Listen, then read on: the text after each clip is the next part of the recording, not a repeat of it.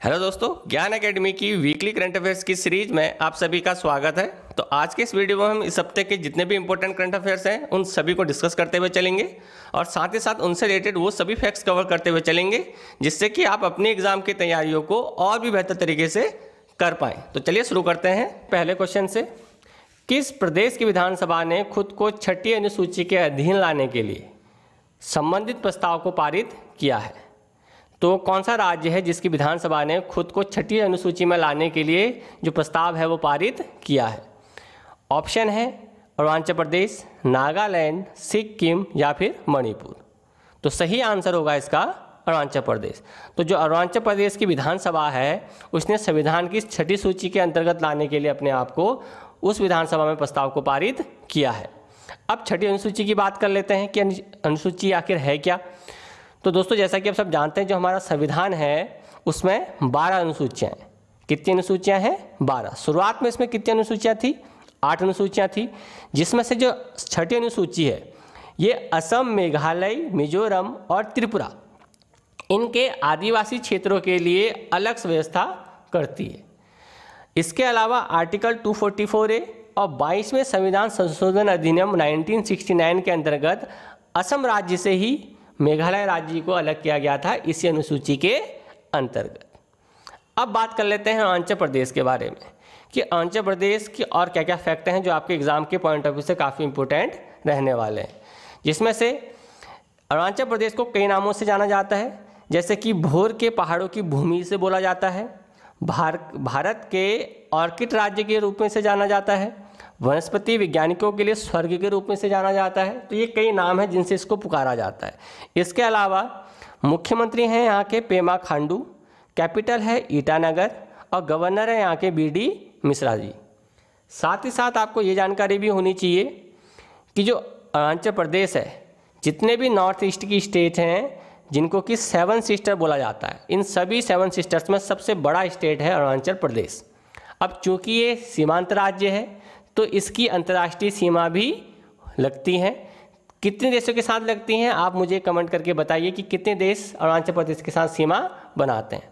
इसके अलावा दोस्तों जो ब्रह्मपुत्र नदी है वो भी अरुणाचल प्रदेश से होकर के बहती है, जिसको कि अरुणाचल प्रदेश में सांगपो बोला जाता है। ये भी एक इम्पोर्टेंट फैक्ट है, आपके एग्जाम के पॉइंट ऑफ व्यू से कई बार एग्जामों में पूछा जाता है। इसके अलावा भारत का किसी भी नदी पर बना अब तक का सबसे बड़ा पुल डोला सादिया ब्रिज ये भी अरुणाचल प्रदेश में ही है और ब्रह्मपुत्र नदी पर बना हुआ है, जो कि अरुणाचल प्रदेश से असम को कनेक्ट करता है। तो आइए अब नेक्स्ट क्वेश्चन देख लेते हैं। केंद्र सरकार के द्वारा उड़ान योजना के तहत कितने हवाई मार्गों को मंजूरी दी गई है? तो कितने हवाई मार्गों को मंजूरी दी गई है? 75, 78, 80 या फिर 92? तो सही आंसर है 78। तो केंद्र सरकार ने उड़ान योजना के द्वारा 78 नए हवाई मार्गों की मंजूरी दी गई है। तो जो उड़ान योजना है ये उड़ान योजना का चौथा चरण है जिसमें कि 78 नए मार्गों को मंजूरी दी गई है इस योजना के तहत। अब ये योजना क्या है, थोड़ा बहुत इसके बारे में जानकारी ले लेते हैं। तो उड़ान योजना यानी कि उड़े देश का आम नागरिक, ये इसका फुल फॉर्म है। अब जैसा कि इसका नाम है वैसा ही इसका काम भी है। जो इसका एम है वो आम आदमी तक हवाई योजना को पहुंचाना, यानी किफ़ायती दरों पर हवाई यात्रा उपलब्ध कराना आम आदमी के लिए, ये इसका मेन एम है। अगर बात करें इसकी शुरुआत की, इसकी शुरुआत हुई थी जून 2016 में, तब इसको शुरुआत किया गया था। इसके साथ ही साथ उड़ान योजना के तहत जो भी दूर दराज के क्षेत्र हैं वहाँ तक हवाई कनेक्टिविटी को बढ़ाना भी इसका मेन एम है। अगर बात करें हमारे सिविल एविएशन मिनिस्टर यानी कि नागरिक उड्डयन मंत्री की, तो वो हैं हरदीप सिंह पुरी जी। तो आइए अब नेक्स्ट क्वेश्चन देखते हैं। प्रधानमंत्री नरेंद्र मोदी के द्वारा किस तिथि को रानी लक्ष्मीबाई केंद्रीय कृषि विश्वविद्यालय के महाविद्यालय और प्रशासनिक भवन का उद्घाटन किया गया था? तो कब किया गया था? 29 अगस्त, 30 अगस्त, 28 अगस्त या फिर 27 अगस्त? तो सही आंसर है इसका 29 अगस्त। तो 29 अगस्त को प्रधानमंत्री नरेंद्र मोदी के द्वारा वीडियो कॉन्फ्रेंसिंग के जरिए रानी लक्ष्मीबाई केंद्रीय कृषि विश्वविद्यालय के महाविद्यालय और प्रशासनिक भवन का उद्घाटन किया गया था? तो रानी लक्ष्मीबाई केंद्रीय कृषि विश्वविद्यालय देश का पहला ऐसा विश्वविद्यालय है जिसे भारत सरकार ने, पहला ऐसा कृषि विश्वविद्यालय है जिसे भारत सरकार ने संसद के अधिनियम के द्वारा राष्ट्रीय महत्व के संस्थान के रूप में 2014 में स्थापित किया गया था। राष्ट्रीय महत्व का संस्थान, हर वो संस्थान जो कि निवेश में या फिर उद्यमशीलता में बेटर परफॉर्मेंस करता है अन्य संस्थानों की तुलना में, तो सरकार के द्वारा, अधिनियम के द्वारा, यानी कि संसद में अधिनियम लाया जाता है और उसके द्वारा उसे राष्ट्रीय महत्व का संस्थान घोषित कर दिया जाता है, जिससे कि वो एक ऑटोनोमस बॉडी यानी कि स्वतंत्र निकाय बन जाती है अपने आप में, और इस पर फिर केंद्रीय विश्वविद्यालय का कोई भी नियंत्रण नहीं रहता, ये खुद से ही अलग से काम करती है। बात करें इस विश्वविद्यालय की, तो इसका जो मुख्यालय है वो उत्तर प्रदेश राज्य के झांसी में स्थित है, और कृषि अनुसंधान और शिक्षा विभाग, कृषि और किसान कल्याण मंत्रालय, भारत सरकार और नई दिल्ली के द्वारा इसे सीधे तौर पर फाइनेंस किया जाता है। तो नेक्स्ट क्वेश्चन देख लेते हैं। राष्ट्रीय खेल दिवस हर साल किस तिथि को मनाया जाता है? तो ये नॉर्मल सा क्वेश्चन है, आप सभी को इसकी जानकारी होगी। तो इसका सही आंसर है 29 अगस्त। अब जो बातें आपको इसमें दिमाग में रखनी है, जो आपके एग्जाम के पॉइंट ऑफ व्यू से इम्पोर्टेंट है, तो उसमें जो हर साल 29 अगस्त को ये जो मनाया जाता है राष्ट्रीय खेल दिवस, ये मनाया जाता है हॉकी के महानायक मेजर ध्यानचंद की जयंती पर। शुरुआत कब हुई थी? शुरुआत हुई थी 2012 से। राष्ट्रपति द्वारा ये दिया जाता है हर उस खिलाड़ी को जिसने राष्ट्र के लिए अच्छा प्रदर्शन किया था। इसके अलावा जो मेजर ध्यानचंद हैं, उनके रहते हुए भारत ने 3 बार 1928, 1932 और 1936 में हॉकी में स्वर्ण पदक ओलंपिक में जीता था। ये बातें भी आपको पता होनी चाहिए। तो नेक्स्ट क्वेश्चन देख लेते हैं। हाल ही में किस यूनिवर्सिटी को लगातार दूसरी बार मौलाना अबुल कलाम आज़ाद ट्रॉफी से सम्मानित किया गया है? तो वो कौन सा यूनिवर्सिटी है जिसे दूसरी बार लगातार मौलाना अबुल कलाम आज़ाद ट्रॉफी से सम्मानित किया गया है? तो ऑप्शन है Gujarat technical university, Punjab university, Delhi university या फिर बेंगलोर यूनिवर्सिटी। तो इसका सही आंसर है पंजाब यूनिवर्सिटी। तो पंजाब यूनिवर्सिटी ने मौलाना अबुल कलाम ट्रॉफी को जीता है। ये वो ट्रॉफी है। तो इस प्राइज़ को जीतने वाले को मिलते हैं 20 लाख रुपए की नगद राशि, और साथ ही साथ ये ट्रॉफी भी प्रदान करी जाती है। इसके बाद बात करें अगर मौलाना अबुल कलाम आज़ाद ट्रॉफी की, तो ये क्या है? ये इंटर यूनिवर्सिटी टूर्नामेंट होता है इसमें, जिसमें जो टॉप रैंकिंग यूनिवर्सिटी होती है उसको ये इनाम दिया जाता है। इस बार का जो इनाम है वो राष्ट्रपति रामनाथ कोविंद के द्वारा 29 अगस्त को खेल मंत्री किरण रिजिजू के साथ मिलकर के पंजाब यूनिवर्सिटी को दिया गया था, इसमें टॉप परफॉर्मेंस के लिए। फिडे यानी कि FIDE ऑनलाइन शतरंज ओलंपियाड 2020 में भारत के साथ किस देश को संयुक्त रूप से विजेता घोषित किया गया है? तो किस देश को किया गया है? रूस, चीन, मलेशिया या फिर ईरान? तो सही आंसर होगा इसका रूस। तो रूस और भारत को संयुक्त रूप से फिडे ऑनलाइन शतरंज ओलंपियाड 2020 में संयुक्त रूप से विजेता घोषित किया गया है। तो रूस के अलावा अगर बात करें तो भारत इसमें पहली बार गोल्ड मेडल जीत रहा है, और रूस इसमें लगातार 19वीं बार चैंपियन बना है। बात कर लेते हैं फिडे की। तो फिडे ये एक ऑर्गेनाइजेशन है जो कि एथेंस ग्रीस में है। जैसा कि यहाँ पर फुल फॉर्म देख सकते हैं, ये ग्रीक लैंग्वेज में है, जिसका कि मतलब होता है इंटरनेशनल चेस फेडरेशन या फिर वर्ल्ड चेस फेडरेशन। फाउंडेशन इसका स्थापना कब हुई थी? वो हुई थी 20 जुलाई 1924 को। इस बात को आप याद रख सकते हैं। और इसके प्रेसिडेंट हैं अभी आर्केडी वोरकोविक, ये इसके अभी के प्रेसिडेंट हैं।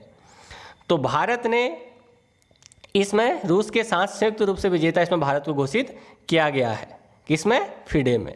तो भारत की तरफ से निहाल, सरीन, दिव्या देशमुख ये खिलाड़ी थे जो कि यहाँ पर रूस के साथ फाइनल को खेल रहे थे। बढ़ते हैं अगले क्वेश्चन की तरफ। तो कौन सा ऐसा राज्य है जो भारत की पहली अंतर्राष्ट्रीय महिला व्यापार केंद्र इंटरनेशनल वुमेन ट्रेड सेंटर स्थापित करने वाला राज्य बनने वाला है? तो ऑप्शन है उत्तर प्रदेश, दिल्ली, केरल या फिर मध्य प्रदेश। तो कौन सा ऐसा राज्य है जो पहली अंतर्राष्ट्रीय महिला व्यापार केंद्र स्थापित करने वाला है? तो कौन सा राज्य है? वो है केरल राज्य। अगर बात करें इस अंतर्राष्ट्रीय महिला व्यापार केंद्र की दोस्तों, तो सबसे पहले कि केरल के अंगमाली में इसकी स्थापना की जा रही है। इसके अलावा ये संयुक्त राष्ट्र के सतत विकास कार्यक्रम के अनुरूप ही स्थापित किया जाएगा। इसका जो एम रहेगा वो महिलाओं की उद्यमशीलता में तेजी लाना, घर से दूर जो महिलाएं काम करती है उनके लिए सुरक्षित स्थान की पेशकश करना और लिंग समानता को बढ़ावा देना इसका मेन एम रहेगा। साथ ही साथ महिलाओं के लिए अंतर्राष्ट्रीय व्यापार और बाजार में अवसरों की सुविधा प्रदान करना भी इसका एम रहने वाला है। तो केरल की बात कर लेते हैं। तो केरल की जो कैपिटल है वो तिरुवनंतपुरम है। गवर्नर है यहाँ के अभी हाल ही में आरिफ मोहम्मद खान। ये आप देख सकते हैं मैप में, ये स्थिति है केरल की, तमिलनाडु के बगल में है। इसके अलावा इसको कई नामों से जाना जाता है, जिसमें God's own country, spice garden of India और लैंड ऑफ कोकोनट ट्री भी इसे बोला जाता है। साथ ही साथ मेन यहाँ के जो अभ्यारण्य है जो कि एग्जाम के पॉइंट ऑफ व्यू से काफ़ी इंपॉर्टेंट है, जिसमें इसकी इदुक्की वन्यजीव अभ्यारण्य, पेरियार वन्यजीव अभ्यारण्य, इसके अलावा साइलेंट वैली इसमें इंपॉर्टेंट है। अगस्त मलाई बायोस्फीयर रिजर्व कई बार एग्जामों में पूछा जाता है। नीलगिरी बायोस्फीयर रिजर्व, ये जो है यहाँ के मेन प्लेसेस हैं जो कई बार एग्जामों में आपसे पूछ लिए जाते हैं। इसके अलावा अगर बात करें तो यहाँ का डांस फॉर्म है कथकली। मुख्य त्योहार जो यहाँ का है वो है ओणम। तो बढ़ते हैं अब अगले क्वेश्चन की तरफ। किस देश ने रूस में होने वाली कॉकाज एक्सरसाइज 2020 से अपनी भागीदारी वापस ले ली है? तो ऑप्शन है चीन, पाकिस्तान, भारत या फिर ईरान। तो किस देश ने रूस में होने वाली कॉकाज एक्सरसाइज 2020 से अपनी भागीदारी वापस ले ली है? तो इसका सही आंसर होगा भारत। तो जैसा कि आप सब जानते हैं कि चीन के साथ भारत के कुछ मतभेद चल रहे हैं, तो चीन चूँकि इस एक्सरसाइज में भाग ले रहा था, तो इस वजह से भारत ने अपनी भागीदारी इस एक्सरसाइज से वापस ले ली है। अगर बात करें कॉकाज एक्सरसाइज की दोस्तों, तो ये होने वाली है 15 से 26 सितंबर 2020 के बीच में। इसमें दक्षिणी रूस में ये आयोजित किया जाएगा इस एक्सरसाइज को, जहाँ शंघाई सहयोग संगठन यानी कि एससीओ के साथ साथ जो मध्य एशियाई देश हैं वो भी इसमें क्या करेंगे, भाग लेंगे।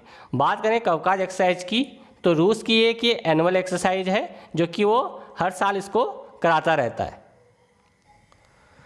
तो चीन, पाकिस्तान, रूस, Kazakhstan, Kyrgyzstan, Tajikistan, Uzbekistan, Mongolia, Syria, Iran, मिस्र, बेलारूस, तुर्की, आर्मेनिया, अबखाजिया, ये वो देश हैं जो इस एक्सरसाइज में भाग लेने वाले हैं। तो आइए अब देखते हैं अगला क्वेश्चन। हाल ही में 8वीं दक्षिण पूर्वी एशियाई शिखर बैठक जो कि आर्थिक मंत्रियों की बैठक थी, इसकी अध्यक्षता किसने की है? दक्षिण पूर्वी एशियाई शिखर बैठक यानी कि जो आसियान कंट्रीज़ हैं, दक्षिण पूर्वी एशियाई देशों का जो संगठन है, उसके आर्थिक मंत्रियों की ये बैठक थी। तो इसकी अध्यक्षता किसने की थी? ऑप्शन है वियतनाम, म्यांमार, ब्रुनेई या फिर थाईलैंड। तो सही आंसर होगा इसका वियतनाम। तो इसकी जो अध्यक्षता की थी ये वियतनाम ने की थी। ये एक वर्चुअल मीटिंग थी जिसमें इन देशों की यानी कि सार्क जो भी आसियान कंट्रीज़ हैं, इन आसियान कंट्रीज़ के जितने भी सदस्य देश हैं, इन्होंने इसमें बैठक में भाग लिया था वर्चुअली, और वियतनाम ने इसकी अध्यक्षता की थी। तो वियतनाम के जो उद्योग और व्यापार मंत्री हैं त्रान तुआन आन, इन्होंने ये इस बैठक के क्या थे, अध्यक्ष थे। भारत की तरफ से वाणिज्य और उद्योग मंत्री पीयूष गोयल ने इसका प्रतिनिधित्व किया था। ये 8वीं बैठक थी। 10 आसियान देशों के अलावा भारत, अमेरिका, चीन, जापान, दक्षिण कोरिया, रूस, ऑस्ट्रेलिया और न्यूयॉर्क के साथ साथ अन्य देश के आर्थिक मंत्रियों ने भी इस बैठक में भाग लिया था। तो अब नेक्स्ट क्वेश्चन देखते हैं। किसने बेल्जियम ग्रांड प्रिक्स 2020 की रेस जीती? तो किसने जीती? Lewis Hamilton, Valtteri Bottas, Max Verstappen या फिर विटोरी। तो किसने बेल्जियम ग्रांड प्रिक्स 2020 की रेस जीती है? ये F1 रेस होती है। तो ये किसने जीती है? तो इसका सही आंसर है लुइस हैमिल्टन। तो ये है लुइस हैमिल्टन जिन्होंने ये रेस जीती है। बात करें अगर लुइस हैमिल्टन की, तो ये मर्सिडीज रेसर हैं। बेल्जियम के स्टालेवाट में इन्होंने इस रेस को जीता है। ये इनकी 5वीं जीत थी और रेसिंग करियर की इनकी 89वीं जीत थी। दूसरा स्थान इसमें रहा है वाल्टेरी मोटार्स का। इसके बाद मैक्स वेरस्टापेन, इसमें जो रेड बुल के हैं, नीदरलैंड के एक हैं रहने वाले, इनका स्थान इसमें तीसरा था। और बात करें इस फॉर्मूला 1 रेसिंग की तो ये इसका 7वां राउंड था। तो F1 रेसिंग यानी कि फॉर्मूला 1 रेसिंग भी इसको बोला जाता है। ये एक सिंगल सीटेड कार रेसिंग होती है। फॉर्मूला 1 इसको इसलिए बोला जाता है क्योंकि एक ही फॉर्मूले के तहत जो ये रेस है ये आयोजित की जाती है, इसलिए इसका नाम फॉर्मूला 1 बोला जाता है। निम्नलिखित में से कौन सी भारतीय कंपनी रोबो बैंक की ग्लोबल टॉप 20 कंपनियों की सूची में शामिल होने वाली पहली भारतीय डेयरी कंपनी बन गई है? तो वो कौन सी कंपनी है? ऑप्शन है Amul, mother dairy, quality limited या फिर Orissa state cooperative milk producers federation यानी कि OMFED। तो कौन सी कंपनी इन चारों में से? तो सही आंसर होगा मदर डेयरी। तो मदर डेयरी रोबोवैक जो ग्लोबल टॉप 20 कंपनी है उनमें शामिल होने वाली पहली भारतीय डेयरी कंपनी बन गई है। तो 20 डेयरी कंपनियों में से इसको 16वां स्थान दिया गया है $5.5 बिलियन की वार्षिक कारोबार के साथ। तो इस सूची में स्विट्जरलैंड की नेस्ले कंपनी को पहला स्थान मिला है। इसके बाद मिला है स्थान फ्रांस की लैक्टालिस कंपनी को और उसके बाद मिला है अमेरिका की डेयरी फार्मर्स का स्थान इसमें रहा है। तो रोबो बैंक एक डच बहुराष्ट्रीय बैंकिंग और वित्तीय सेवा की कंपनी है जिसका कि मुख्यालय यूट्रेक्ट नीदरलैंड में है। ये खाद्य एवं कृषि वित्त पोषण और स्थिरता उन्मुख बैंकिंग की में एक वैश्विक नेता है, यानी कि इसका काम होता है ऐसी जितनी भी कंपनीज हैं उनकी रैंकिंग प्रोवाइड कराना, उनको रैंकिंग प्रोवाइड कराना जो कि इस क्षेत्र में, कृषि के क्षेत्र में और खाद्य के क्षेत्र में बेहतर प्रदर्शन कर रही हैं। अगर बात करें अमूल की दोस्तों, तो अमूल इसकी स्थापना हुई थी 1946 में। फाउंडर थे इसके त्रिभुवन दास पटेल। हेडक्वार्टर इसका है आनंद, गुजरात, इंडिया में। CEO हैं इसके अभी RS सोडी, जो 2010 में इसमें CEO में बने थे, अभी तक वही हैं।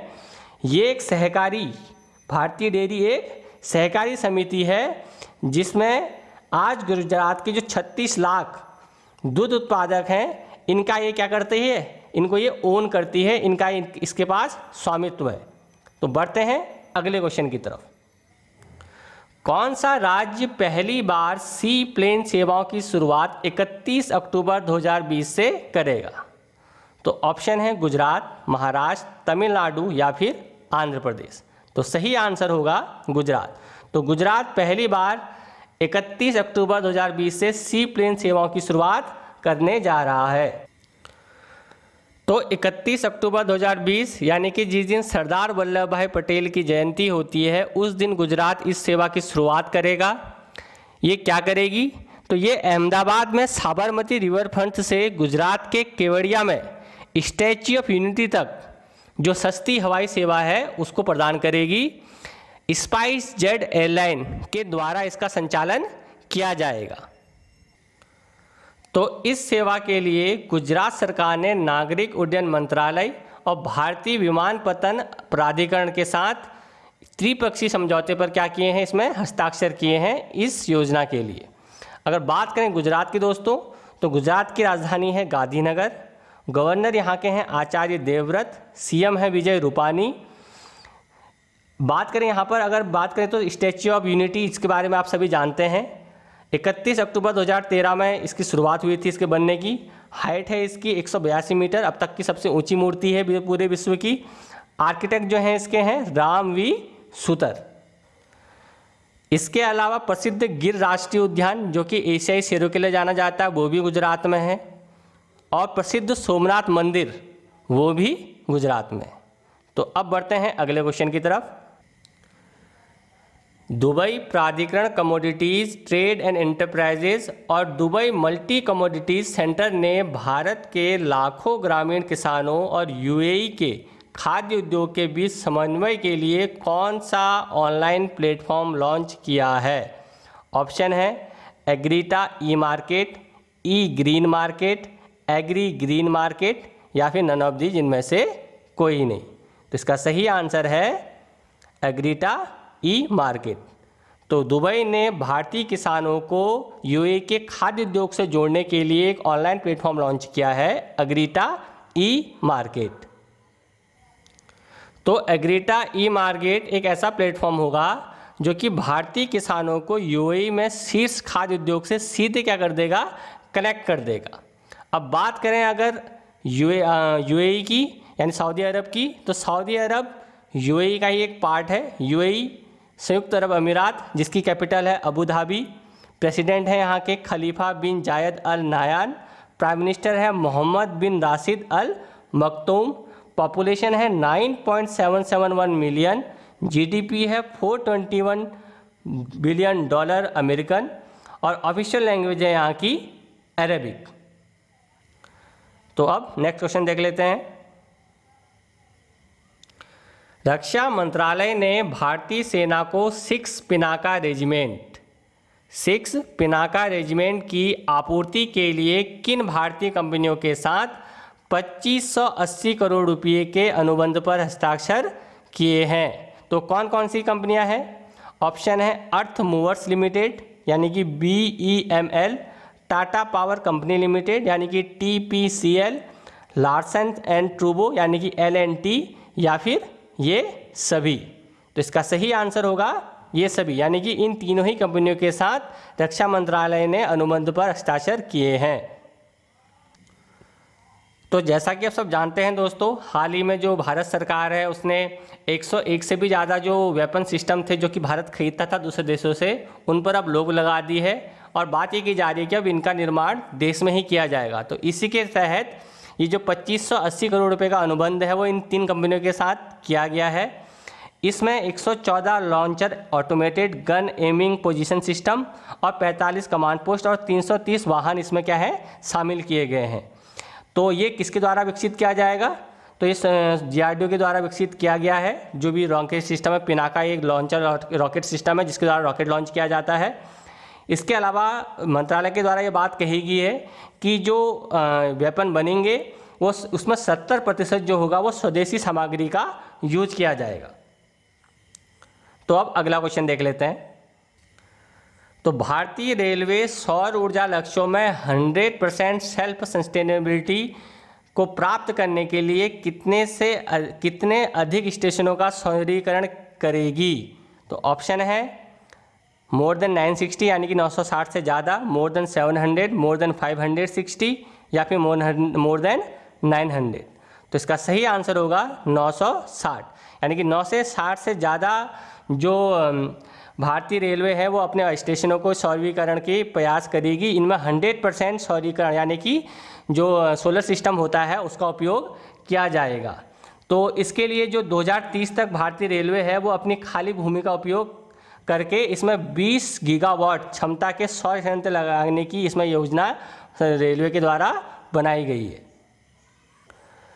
तो अब अगला क्वेश्चन देख लेते हैं। तो इंडिया ने विश्व का सबसे बड़ा सोलर ट्री कहाँ विकसित किया है? ये बहुत इंपॉर्टेंट क्वेश्चन है, आपके एग्जाम में आ सकता है। तो कहाँ विकसित किया है? दुर्गापुर पश्चिम बंगाल, भिलाई छत्तीसगढ़, राउरकेला उड़ीसा या फिर इनमें से कोई नहीं। तो इसका सही आंसर होगा दुर्गापुर पश्चिम बंगाल। तो दुर्गापुर पश्चिम बंगाल में भारत ने विश्व के सबसे बड़े सोलर ट्री को विकसित करने की बात यहाँ पर। तो इस सोलर ट्री के द्वारा सालाना 12,000 से 14,000 यूनिट की क्लीन और ग्रीन पावर जनरेट करने की बात कही जा रही है। पश्चिम बंगाल के दुर्गापुर में CSIR और CMERI की आवासीय कॉलोनी में इसे स्थापित किया जाएगा। इसके अलावा इसकी क्षमता 11.5 किलोवाट पावर की होगी, जिससे कि किसानों को पंप, ई ट्रैक्टर और आदि को चलाने में सुविधा क्या होगी, प्राप्त होगी। इसके अलावा यहाँ से उत्पादित जो बिजली होगी उसको पावर ग्रिड में भी दिया जा सकेगा। और जो सोलर ट्री है इसकी जो कीमत है वो 7.5 लाख रुपए बताई जा रही है। तो नेक्स्ट क्वेश्चन देख लेते हैं। हाल ही में किसे प्रेस ट्रस्ट ऑफ इंडिया के अध्यक्ष के रूप में चुना गया है? अवीक सरकार, आनंद कुमार, विजय कुमार चोपड़ा या फिर रवि कुमार? तो इसका सही आंसर होगा अवीक सरकार। तो अवीक सरकार को हाल ही में प्रेस ट्रस्ट ऑफ इंडिया के अध्यक्ष के रूप में चुना गया है। तो अब नेक्स्ट क्वेश्चन देख लेते हैं। भारत की पहली प्रसिद्ध महिला हृदय रोग विशेषज्ञ जिनका हाल ही में निधन हो गया है, उनका नाम क्या था? ऑप्शन है डॉक्टर एस पद्मावती, आनंदीबाई गोपाल राव जोशी, अरुणिमा सिन्हा या फिर रीता फरिया पावेल। तो वो कौन थी? तो इसका आंसर होगा डॉक्टर एस पद्मावती। तो एस पद्मावती जो थी भारत की पहली महिला हृदय रोग विशेषज्ञ थी। इसके अलावा दोस्तों आनंदीबाई गोपाल राव जोशी ये भारत की पहली भौतिक शास्त्री थी, महिला भौतिक शास्त्री। अरुणिमा सिन्हा पहली अपंग महिला जिन्होंने माउंट एवरेस्ट पर चढ़ाई करी थी। रीता फारिया पावेल भारत की पहली मिस वर्ल्ड बनी थी 1966 में। तो कुछ बातें एस पद्मावती के बारे में जान लेते हैं। इनको गॉड मदर ऑफ कार्डियोलॉजी के नाम से जाना जाता था। बहुत इंपॉर्टेंट पॉइंट है आपके एग्जाम के पॉइंट ऑफ व्यू से। 1962 में इन्होंने ऑल इंडिया हार्ट फाउंडेशन और 1981 में इन्होंने नेशनल हार्ट इंस्टीट्यूट की स्थापना भी की थी। इन्हें अमेरिकन कॉलेज ऑफ कार्डियोलॉजी और FAMS की फेलोशिप के से भी इसको सम्मानित किया गया था। 1967 में इन्हें पद्म भूषण और 1992 में पद्म विभूषण से भी इन्हें सम्मानित किया गया था। जन्म से ये बर्मा की थी जो अब म्यांमार में है। तो अब अगला क्वेश्चन देख लेते हैं। साइकिलिंग फेडरेशन ऑफ इंडिया यानी कि CFI देश में पहली बार साइकिलिंग समिट की मेजबानी करेगा। तो ये किस वर्ष ये मेजबानी करने वाला है? ऑप्शन है 2020, 2021, 2022 या फिर 2023। तो इसका आंसर होगा 2021। तो 2021 में साइकिलिंग फेडरेशन ऑफ इंडिया इसकी मेजबानी करने वाला है। अब CFI के अध्यक्ष कौन है? तो आपको पता होना चाहिए। इसके अध्यक्ष हैं ओमकार सिंह जी। इसके अलावा अगर बात करें तो साइकिलिंग फेडरेशन ऑफ इंडिया 2021 में दिल्ली, मुंबई, बेंगलुरु इन शहरों में इसका क्या दी जाएगी? इस समिट की मेजबानी करी जाएगी। तो अगले क्वेश्चन की तरफ बढ़ते हैं। केंद्रीय खाद्य प्रसंस्करण उद्योग मंत्री हरसिमरत कौर बादल ने प्रधानमंत्री किसान समृद्धि योजना के तहत एकीकृत कोल्ड चेन के विकास और मूल्य संवर्धन के लिए कितनी परियोजनाओं की मंजूरी दी है? 27, 30, 35 या फिर 18? तो इसका सही आंसर होगा 27। तो केंद्रीय खाद्य प्रसंस्करण उद्योग मंत्री हरसिमरत कौर बादल ने प्रधानमंत्री किसान समृद्धि योजना के तहत एकीकृत कोल्ड चेन के विकास और मूल्य संवर्धन के लिए 27 परियोजनाओं की मंजूरी दी है। इस योजना से 2,57,000 किसानों के लाभ की बात करी गई है और 16,000 से ज़्यादा से अधिक लोगों को इसमें प्रत्यक्ष और अप्रत्यक्ष रूप से रोजगार मिलेगा। ये बात भी इसमें कही जा रही है। बात करें इस योजना की तो इसके लिए कुल खर्चा 743 करोड़ रुपया इसके व्यय की बात कही गई है। तो अब आगे बढ़ते हैं। वित्त मंत्रालय के अनुसार अगस्त 2020 में GST का कितना संग्रह किया गया है? 26,449 करोड़ रुपया, 56,449 करोड़ रुपया, 86,449 करोड़ रुपया या फिर 96,449 करोड़ रुपया? तो सही आंसर है। तो इसका सही आंसर होगा 86,449 करोड़ रुपया। तो ये जो संग्रह किया गया है इस बार, कहा जा रहा है कि ये पिछली बार से 12% कम है। पिछली बार 98,202 करोड़ रुपए का संग्रह हुआ था GST के जरिए, जिसमें 12% की इस साल कमी आई है। और कमी आने का कारण है कोविड-19 का होना। तो आइए कुछ बातें GST के बारे में जान लेते हैं। तो GST को 1 जुलाई 2017 से लागू किया गया था। 101वां संशोधन था और 122वां बिल था। तो इस संशोधन के तहत यानी कि GST के तहत जितने भी अप्रत्यक्ष कर थे यानी कि जो इनडायरेक्ट टैक्स थे जैसे कि एक्साइज ड्यूटी, सेवा कर, वैट, इन टैक्सों को पूरा एक करके 4 स्लैबों में बांट दिया गया। ये 4 स्लैब हैं 0%, 5%, 12% और 18%। यानी कि कुछ वस्तुओं में 0% का टैक्स, कुछ वस्तुओं में 5% का टैक्स, कुछ वस्तुओं में 12% का टैक्स और कुछ वस्तुओं में 18% का टैक्स, इस तरह से इसको बांट दिया गया। बात करें जीएसटी की तो इसको दो भागों में बांटा गया है, सीजीएसटी और एसजीएसटी। सीजीएसटी में जो भी कर आएगा वो सेंटर के पास जाएगा, एसजीएसटी में जो कर होगा वो स्टेट के पास जाएगा, और जब स्टेट टू स्टेट टैक्स की बात होगी तो उसके लिए आईजीएसटी की बात की है, जिसे कि इंटीग्रेटेड टेस्ट जीएसटी कहा जाता है। उसके तहत उसमें जो टैक्स लगेगा वो आईजीएसटी के पास जाएगा। तो अब अगले क्वेश्चन की तरफ बढ़ते हैं। ग्लोबल इनोवेशन इंडेक्स यानी कि GII में भारत 4 पायदान की छलांग लगाकर कितने स्थान पर पहुंच गया है? तो कितने स्थान पर पहुंच गया है? ऑप्शन है 28, 38वें, 39वें या फिर 58वें। तो इसका सही आंसर है 98। यानी कि ग्लोबल इनोवेशन इंडेक्स में 4 स्थान की छलांग लगाई है भारत ने, ये 4 स्थान आगे बढ़ा है और ये आया है 39वें स्थान पर।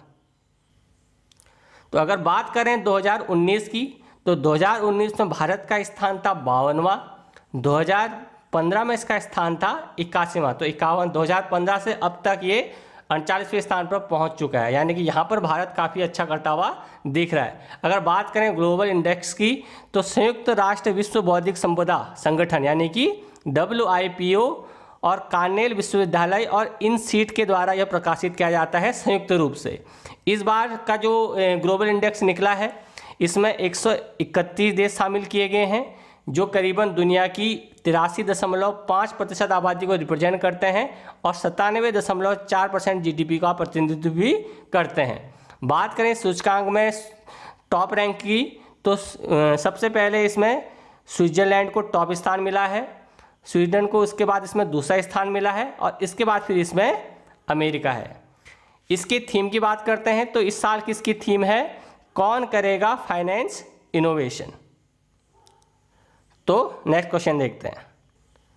मुस्तफ़ा अदीब 39 वर्ष हाल ही में किस देश के प्रधानमंत्री नियुक्त हुए? तो कौन सा देश है जिसके मुस्तफ़ा अदीब प्रधानमंत्री नियुक्त किए गए हैं? लेबनान, ईरान, इराक और सीरिया।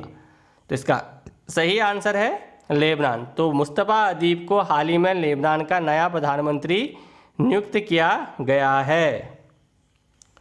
तो बात करें अगर लेबनान की तो ये आप देख सकते हैं, ये लेबनान का मानचित्र है। हाल ही में लेबनान काफ़ी चर्चा में रहा था, जैसा कि आपने अखबारों या समाचारों के माध्यम से सुना होगा कि जो यहाँ की राजधानी है बेरूत, उसके एयरपोर्ट पर एक बड़ा बम धमाका हुआ था 4 अगस्त को, जिसमें कि 160 लोगों की मौत हो गई थी और 6000 से ज़्यादा लोग उसमें घायल हो गए थे। तो उसमें बात करी जा रही है कि उस पोर्ट में 2750 टन वजनी अमोनियम नाइट्रेट भरा पड़ा था, जिसमें विस्फोट हुआ और उस वजह से इसमें इतना भारी नुकसान हुआ है। तो इस वजह से लेबनान काफ़ी चर्चा में रहा है हाल फिलहाल में। बात करें इसके कैपिटल की, लेबनान की, तो इसकी कैपिटल है बेरूत। प्रेसिडेंट है यहाँ के माइकल औन। पॉपुलेशन है 6.856 मिलियन।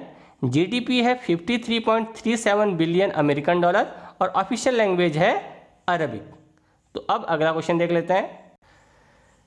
केंद्रीय मंत्रिमंडल ने सिविल सेवा क्षमता के निर्माण के लिए किस राष्ट्रीय कार्यक्रम की घोषणा करी गई है? मिशन कर्मयोगी, मिशन आधार या फिर मिशन सेवा।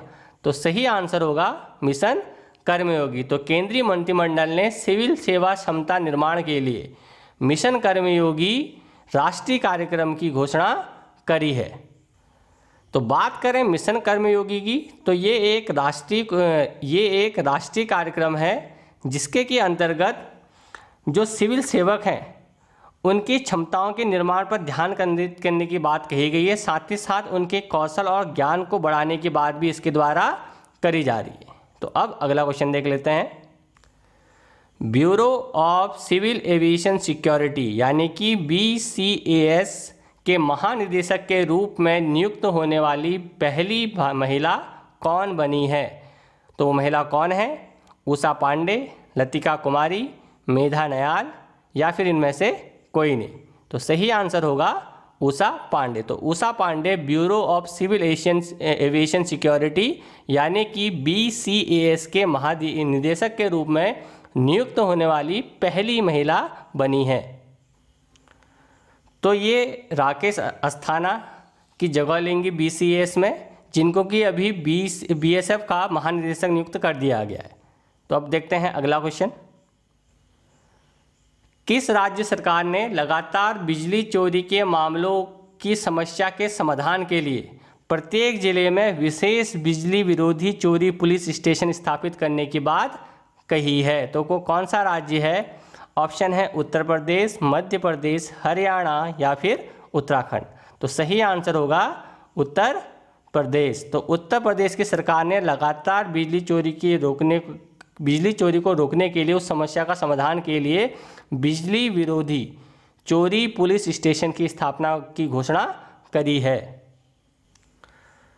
बात करें उत्तर प्रदेश की, तो यहाँ की राजधानी है लखनऊ, जैसा कि आप सब जानते हैं। गवर्नर है आनंदीबेन पटेल, CM आपको पता है योगी आदित्यनाथ। इसके अलावा फेमस जगह भी यहाँ पर काफ़ी सारी हैं, जिनमें से सारनाथ एक जगह है जहाँ पर महात्मा बुद्ध ने अपना पहला उपदेश दिया था। स्थानीय वाराणसी के करीब ये स्थान पाया जाता है सारनाथ। 234 ईसा पूर्व में सम्राट अशोक के द्वारा एक स्तूप भी यहाँ पर है।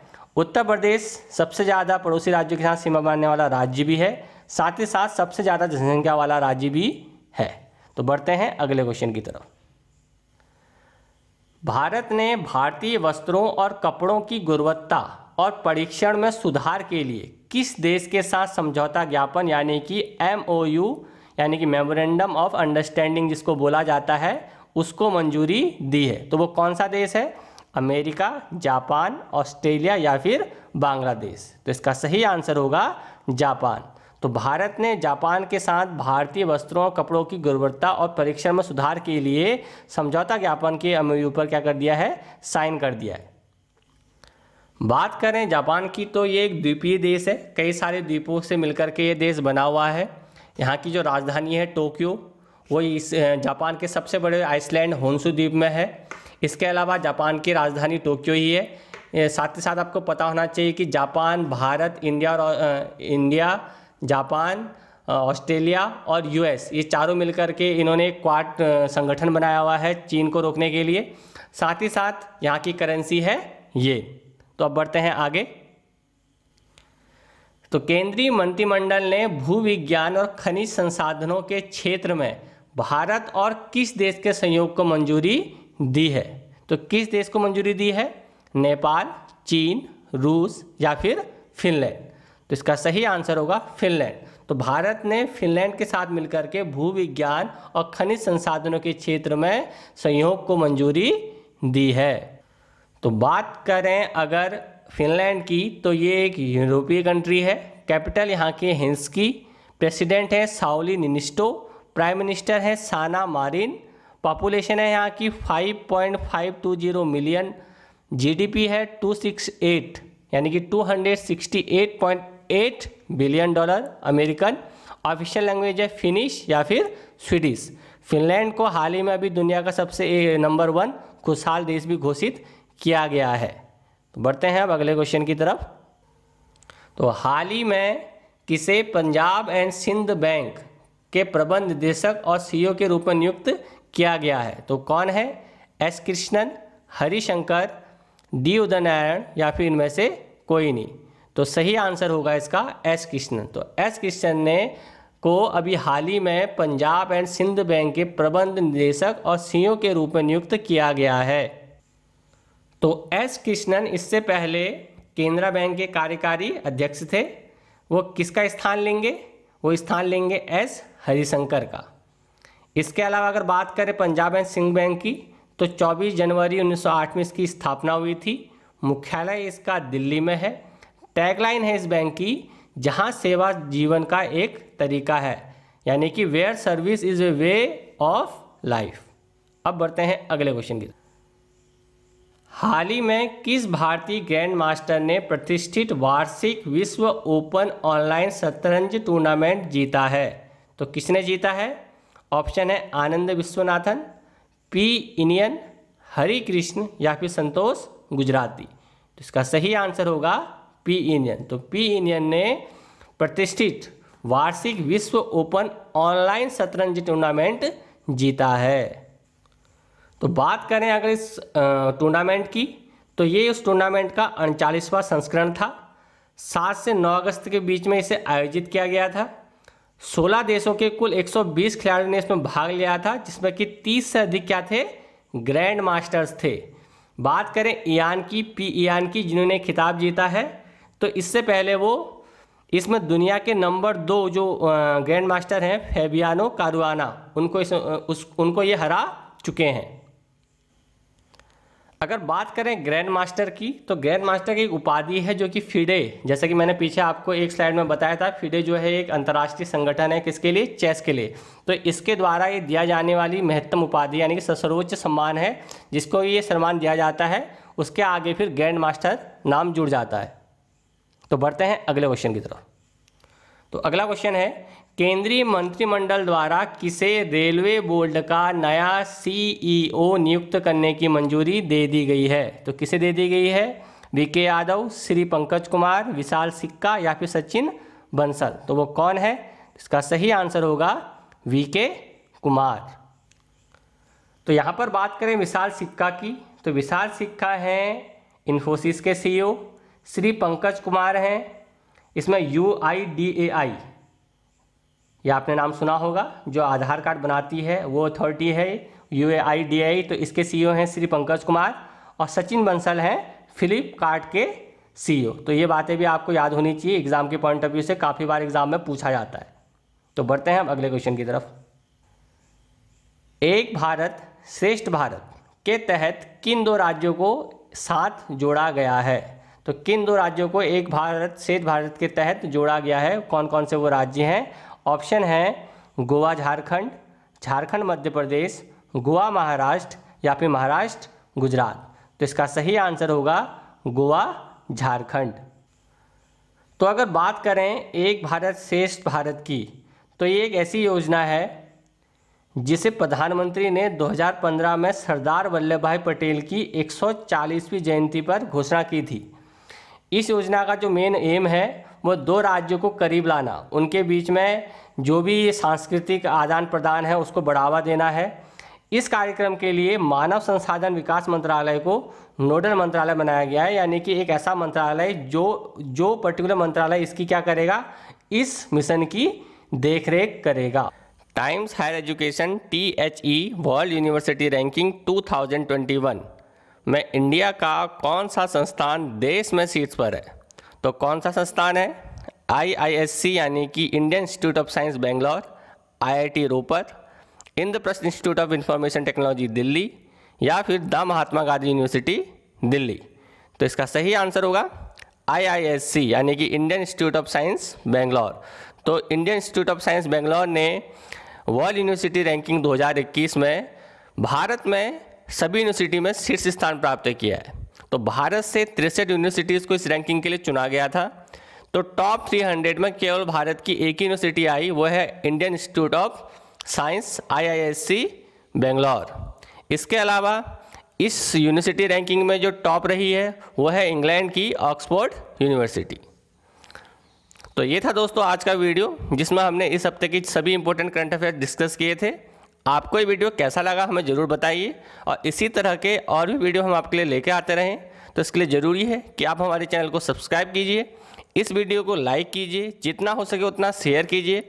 साथ ही साथ सब्सक्राइब के बगल में जो नोटिफिकेशन बेल होता है उसे ज़रूर दबाइए, ताकि अगर हमारा कोई भी वीडियो आपके फ़ोन पर आता है तो उसका नोटिफिकेशन आपको मिल पाए।